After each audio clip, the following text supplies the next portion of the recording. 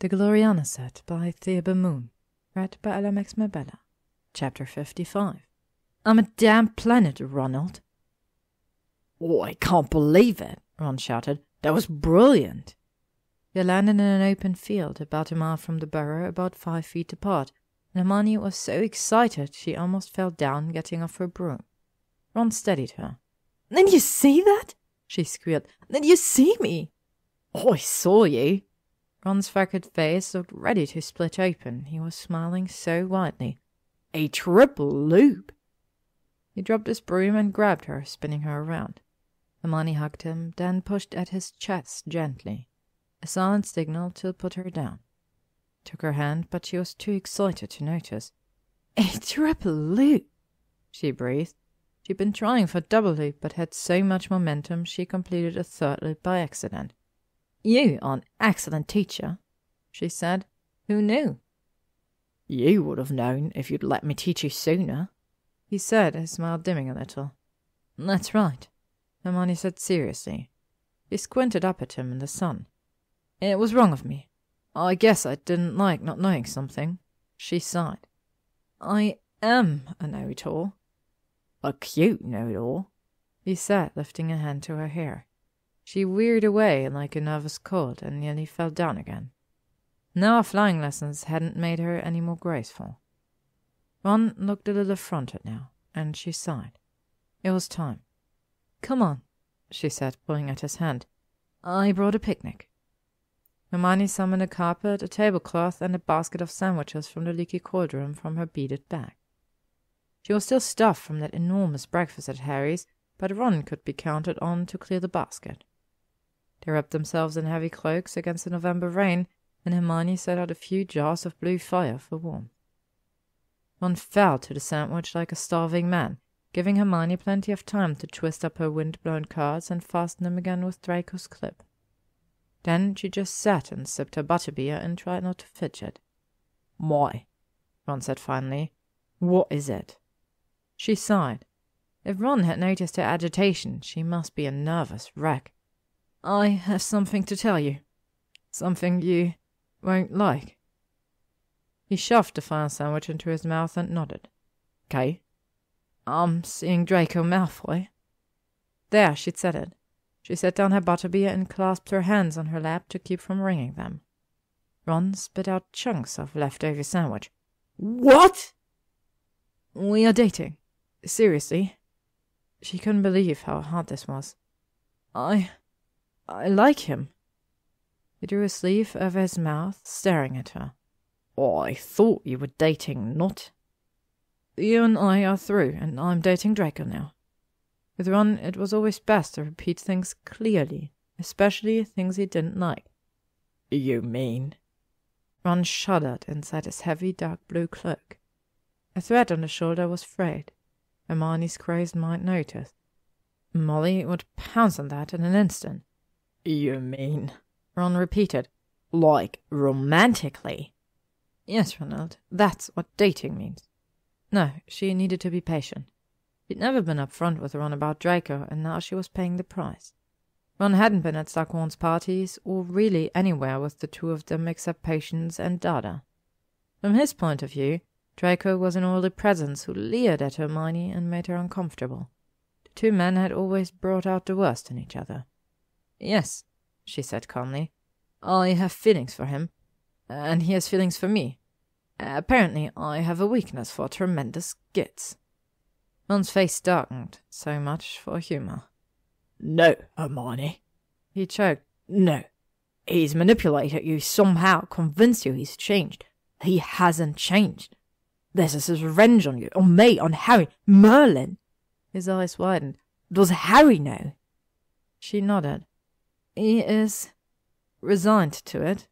Look, I know you haven't seen us together in a positive way. I know this is hard to believe. Let me tell you some of the things Draco's done." Ron leaped to his feet. A lock of red hair, longer now than it had been at Hogwarts, fell over one eye. He drew his wand. "I'm going to get Harry. We're going to hack the shit out of that little ferret paw." He stared down at her, looming in a way she'd never seen him look before. The dark cloak flapped behind him. When he spoke, his voice was hoarse. He's touched you. You let him touch you.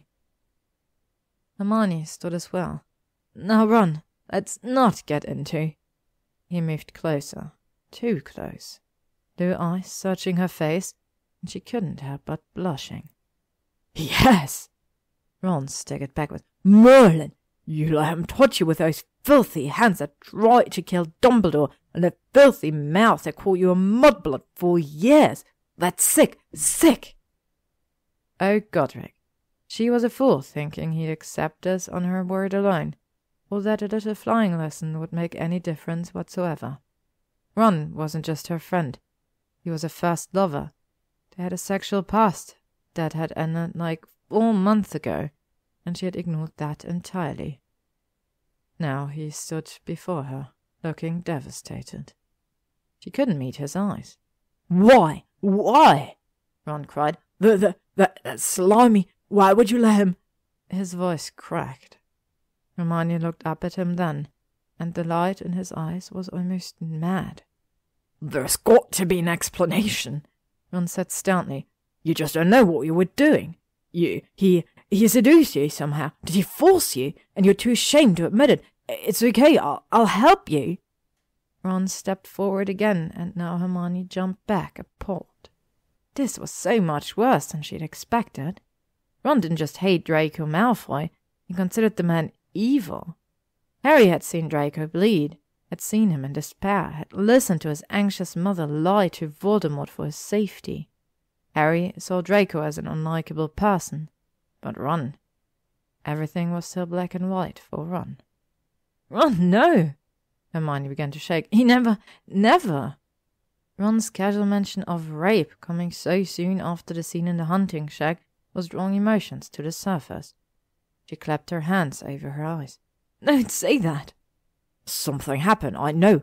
I can see it. Well, I'm going to help you. Ron said. She could feel his hand gently grasp her arm, and he had a pop and felt a strange pulled through a garden hose feeling of apparition. She opened her eyes. Ron had side-apparated her to his bedroom at the Burrow. Chudley Cannon's players stopped zooming around in their posters on the walls and looked at her curiously. Ron was waving his wand, muttering under his breath. Then he advanced on her. It's all right. You're safe here, he said. Malfoy can't get to you here. We'll take care of you. Oh, this was awful. Worse than anything she could have imagined. Hermione looked him straight in the eye. It was time to take control of the situation.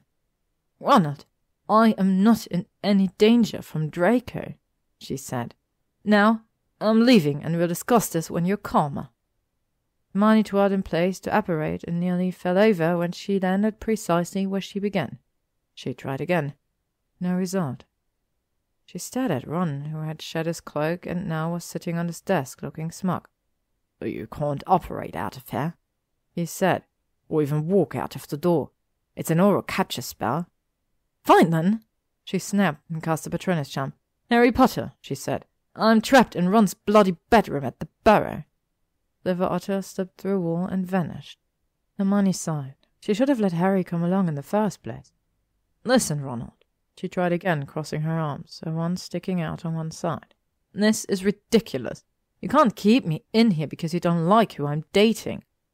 But it's Malfoy, Ron cried, sounding like he had at the carriage into Hogwarts. Malfoy! Hermione started to rub her forehead. She could feel a headache oncoming. Be reasonable, Mai, Ron said. I know you. I know who you are. You're not some Death Eater whore. Ronald! She screamed. I can't believe you called me that. She whipped her wand at his face. Petrificus totalus. Ron froze and fell with a thud. Heavens, she couldn't believe she did that. Immediately afterwards, she heard a loud pop, and Harry was standing on Ron's bed, wearing sweatpants, dirty sneakers, and a tattered Quidditch World Cup sweatshirt. Messy black hair stuck out from under a red WWW ball cap, and he still hadn't shaved. His eyes bugged out when he saw Ron laid out on the floor. Hermione, he yelled. What did you do? What did I do? Hermione yelled back. What did he do? I told him about Draco and he went completely mental. Ron's convinced Draco raped me or fed me a potion or both, and then he trapped me here. So you petrified him? He called me a Death Eater whore. I can't believe that, Harry said. Wait a minute, didn't you petrify Malfoy too? He was walking toward me. Ah, yes, in a possibly threatening manner. I remember now. Harry groaned. Merlin, Hermione, please unpetrify Ron, please. Hermione scowled and released Ron, who immediately leaped up. Harry, thank Godric you're here. We have to save Hermione. I don't need saving, Ron. Now let me out of here. As soon as you see sense, Hermione. Wait a minute. Harry cut in. Is she really trapped in here? What did you do? Ron raised his wand with a roguish smile. I cast an incantocoptionum on the room. You didn't? Harry was aghast. What is an incantocoptionum? Hermione asked. Harry sighed. It's an aura spell that allows us to retain prisoners in the field. Stronger than an anti-apparition spell. Ron, I told you that spell in confidence. Why didn't you tell me about it? Hermione wanted to know. I could have used that at the hunting shack. Because it's only for auras, Harry said. Well, last I checked, Ron is not an aura. I was going to be one, though, Ron said. Ron, Harry said severely. You could be prosecuted for using that spell. You have to release Hermione now. Release her? She's balmy or under dark spell or potion or something. Ron's face was flushed. She petrified me. You called me a Death Eater whore, Hermione yelled. I didn't. I said you couldn't be with Malfoy because I knew you weren't a Death Eater whore. Oh, Merlin. Harry groaned, collapsing on Ron's bed. Ron, you didn't. Hermione crossed her arms, her good humour inexplicably restored. You said I'm a whore if I'm with Draco, she said in a lecturing tone. And I'm with Draco, so, ergo, I am a Death Eater whore. She had to hand it to Draco. The word ergo made for a nice turn of phrases. Who knew what other grammarly goodies were stuffed in that blonde head of his? Just another plus to spending more time together. What, that's my point, Ron said hopefully. You aren't a whore, therefore. Harry groaned again. For Godric's sake, can we please stop talking about whores? Ron, you have to lift a spell. It affects every person in this room, so now I can't leave either. Hermione glared at him. Oh, so it's okay to trap me against my will, Harry, but if you get caught in the spell, suddenly it's all a big emergency. Harry glanced back at her. I bet you and Malfoy get along great. She grinned. You want to hear details? Death Eater whore! Ron shouted, leaping up. Stop calling her that! Harry shouted back, leaping off the bed. He looked at Hermione. You had to get cute, didn't you? You're definitely spending too much time with that. The door opened. Why is everyone talking about whores? Ginny began. Don't come in here! Harry and Hermione screamed, but it was too late. She was there, the door swinging shut behind her. I heard yelling, Ginny said mildly. She looked decidedly out of place in the narrow, dusty room, her low-cut green sundress revealing much creamy, lightly freckled skin. Her red gold hair was piled on the top of her head, and she wore shimmery lipstick and white sunglasses. A straw sun hat with a green ribbon dangled from one hand. She looked stunningly beautiful, straight out of a magazine spread, and Harry's jaw dropped. Ginny removed her sunglasses and eyed Harry up and down with amusement. Harry flushed, rubbing his unshaven jaw and tugging at his wrinkled ball cap. Where have you been? Ron asked, frowning at her dress. The Italian Riviera, she said. Harry shut his mouth and looked away. On a school weekend? Who did you? Ron scowled. Zabini. Yes? Ginny settled herself into the room's only chair and arranged her flowing skirt. Her bare legs, longer than Hermione's, stretched halfway across the room, ending in green stiletto sandals.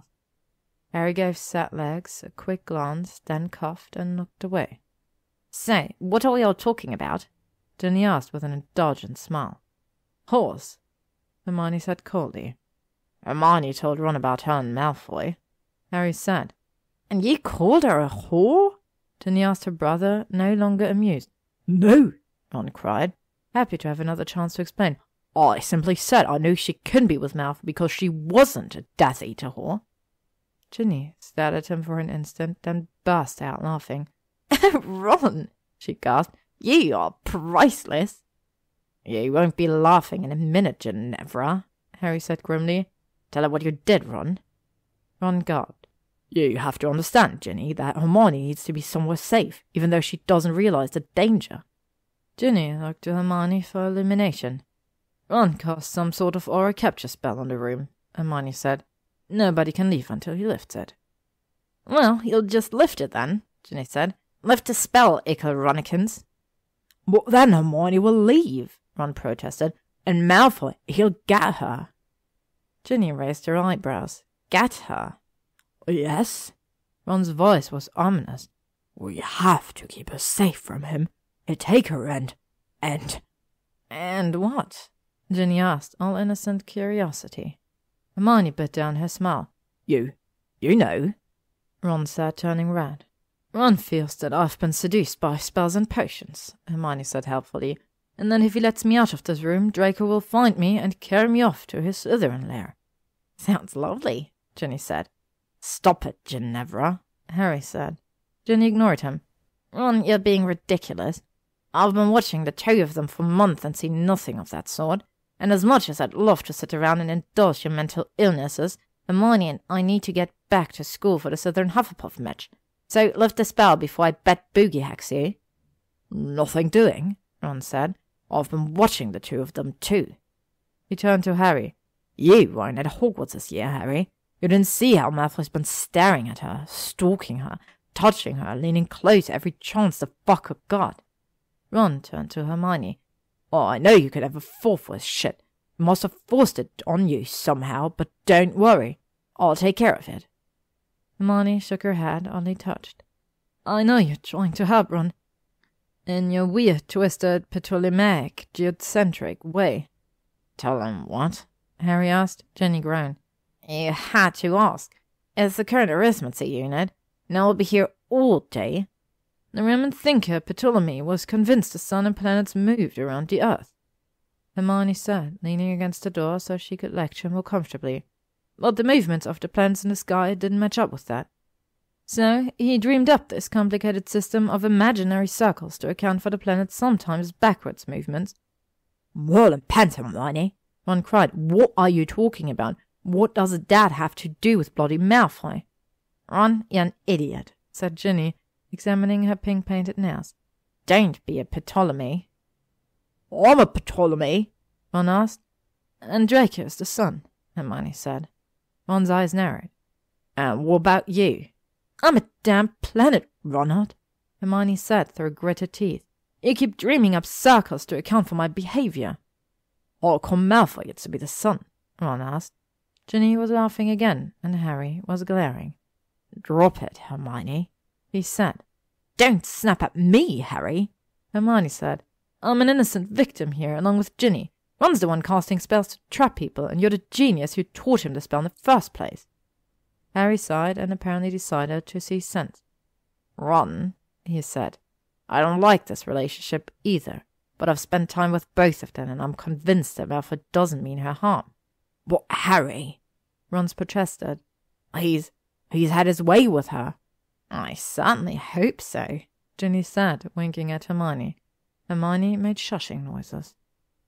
Malfoy has been working with both me and Hermione to investigate the blood messages at Hogwarts. Harry continued, desperately trying to change the topic of the discussion. We're getting close to a solution, and... He probably wrote those messages, Ron shouted. Ron, Hermione said, please believe me. I'm choosing to be with Draco. He did not write those messages. I'm not under a spell or a potion or blackmail or anything else. I know he acts like a ferret thing most of the time, but he's trying to change. Brief silence fell as everyone looked at Ron. Not even Ginny wanted to break it with a smart comment. This makes no sense at all, Ron said. The son of a Death Eater wasn't good enough. You had to go for the real thing? He's a Slytherin, Hermione. He's going to use you and throw you away. Hermione had had enough. She straightened, her fist clenched around her wand. Yes, so I've heard again and again and again, she said, her pulse jumping. Draco's just snumming it with the mudblood. Go ahead, Ron. Call me a stupid, desperate, naive little bookworm. Shun me and call me a whore. And if he tosses me aside, and you can say, I told you so. She advanced on Ron then, and he instinctively cringed backwards. What you can't do, Ron, is lock me in a room and keep me away from him. I have had it up to here with people thinking they know what's best for me, and I swear to Godric, I am not tolerating it any more. That's enough, Hermione, Harry said, exchanging a nervous look with Ginny. Oh, it's not near enough, Hermione said, her magic crackling around her. You're not being yourself, Hermione, Ron said stubbornly. This isn't who you are. Stay here or I can help you. No, Ron, she said. I'm not giving Draco up no matter what you do. He makes me happy. He smiled wickedly. Keep me here and I'll tell you how. Merlin, no, Harry groaned. Ron, I'm begging you, let us out. Ron, listen to me. Ginny was standing now, all trace of a smile gone. You do not want to get between these two people. Malfoy likely knows she's with you. Do you honestly think you can keep him away from her? You tear this house apart. No Death Eaters entering this house, Ron shouted. Ginny sighed. Well, Ronald, I tried to reason with you. I really did. I take no pleasure in doing this, but your actions have driven me to it. Her voice was dark and ominous, and Hermione shivered. Remember, Ginny said, you brought this on yourself. Gin, Harry said, his voice strained. What are you? Gin pulled out her wand and cast a Patronus, a horse that practically filled the narrow room. Hermione and Harry jumped onto the bed and Ron curled up on his desk. Molly Weasley, she said. Mom, could you come up to Ron's room, please? The glowing horse galloped through the wall. Ron turned white. No, he whispered. Lift the spell, quickly. Harry hissed, but Ron was frozen. They all were, listening to the heavy footsteps climbing the stairs closer and closer. The door burst open. Yes, dear. Why, it's Hermione. Harry! Molly rushed to the bed and to grab them both in a single hug. No, Mom, Ron shouted. Don't come. What are you all doing here? Molly asked, beaming. She released Harry and Hermione, smoothing the bright pink apron over her robes. Can you stay for dinner? Ginny, dear, I thought you'd left. Feeling better? Molly gave her daughter a kiss and stroked her hair. Come downstairs, all of you. I wish we could, Mum, Gin said, as Ron gestured frantically behind their mother's back. But Ron cast an illegal aura spell to trap us in this room. We've been trying to get out for ages. Molly turned on her youngest son. Ronald Weasley, is this true? Mom, I had to. You don't understand. Hermione is dating the... Ronald Bilious Weasley, is this true? Oh, I just wanted to say, release them at once, Molly screeched. Yes, Mum. Ron waved his wand in a trembling hand and muttered the words. Come on, Ginny said, grabbing her sun hat and glasses. Harry and Hermione jumped off the bed and followed Ginny out the door. They made their escape as Molly began winding up. How dare you trap your friends? Have I taught you nothing? How could you be so cruel as to hold dear Harry and dear Hermione against their will, to say nothing of your own sister? What were you thinking? I didn't raise you to. The trio didn't stop until they left the house entirely, running past Arthur's mugger shed and out the crooked picket fence. There they halted, breathing hard and pressing their sides. Thank you, Ginny, Hermione said. You saved us. That was one threat about me and Draco I didn't want to carry out. No one of us wanted you to carry it out, Harry said, shuddering. Oh, I wanted her to, Ginny said with a glint in her eyes. Harry scowled.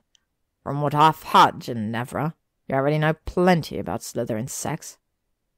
Ginny stepped forward until her pink-painted mouse was inches from Harry's. In her stiletto heels she was the same height as the young Auror, who stood wide-eyed and frozen. You better believe it, she purred. Ginny backed away, putting on her hat and sunglasses and linking an arm through Hermione's. Come along, my little Death-Eater whore. She raised her wand and twirled, apparating them before Hermione could say a word and leaving Harry standing alone, open-mouthed, outside the burrow's faded wooden gate. To be continued. Next up, badger biscuits and another duel. Thank you for listening to this episode of The Gloriana Set by ThebeMoon, read by Alex Mabella. If you would like to stay up to date on upcoming chapters and stories, you can follow me on YouTube, Spotify, or AO3.